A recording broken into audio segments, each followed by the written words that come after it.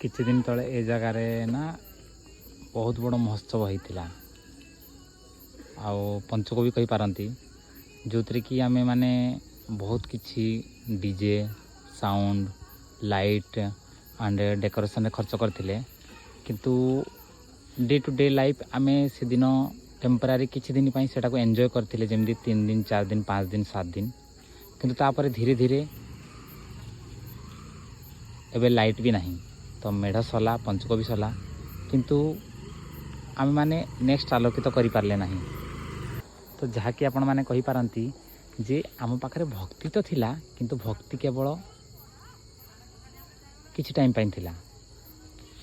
तो जदि permanent solution दरकार तो आमको जहाँकि आध्यात्मिक कहती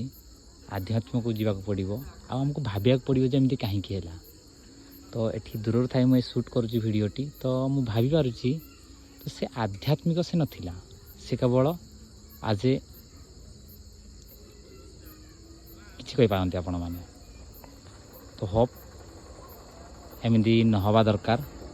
जो माने भी पूजा पार्वण किसी भी कर तो खास कर ये जिन को ध्यान रखिए।